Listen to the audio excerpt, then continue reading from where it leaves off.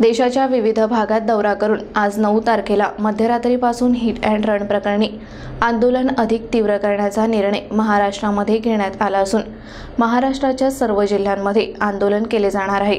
यामध्ये अकोला जिल्ह्यातील अकोला जिल्हा मोटर मालक वाहक असोसिएशन अध्यक्ष जावेद खान पठाण यांच्या नेतृत्वाखाली आंदोलन सुरू होणार असल्याची माहिती आज आयोजित पत्रकार परिषदेत दिली आहे। देशभरामध्ये हिट अँड रन प्रकरणी आंदोलन सुरू आहे, परंतु सरकार मात्र भूमिकेवरती ठाम आहे।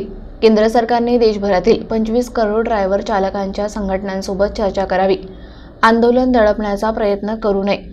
आजपासून आंदोलन अधिक आक्रमक करण्यात येत असून शांततेच्या तसेच लोकशाही मार्गाने आंदोलन सुरू ठेवले जाणार आहे।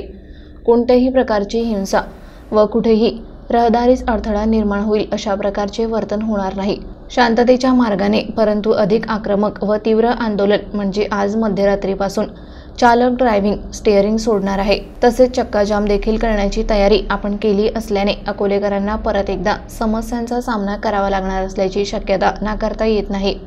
या स्टीअरिंग छोडो संपामध्ये अकोला जिल्ह्यातील चालक मालकांनी सहभागी व्हा असे आवाहन अकोला जिल्ह्यातील सर्व चालक मालकांनी केले आहे। यावेळी अकोला जिल्हा मोटर मालक वाहक असोसिएशन अध्यक्ष जावेद खान पठाण, शहर अध्यक्ष गुड्डू सेठ, अकोला ड्रायव्हर असोसिएशन अध्यक्ष सय्यद वसीम सह आदींची उपस्थिति होती। देश के गृह मंत्री अमित शाह साहब ने एक काला कानून भारतीय ड्राइवरों के ऊपर लादा है, जिसमें ड्राइवर को 7 साल की सजा और 7 लाख रुपए जुर्माना और 10 साल की सजा है अगर वो किसी को एक्सीडेंट करके भागता है तो।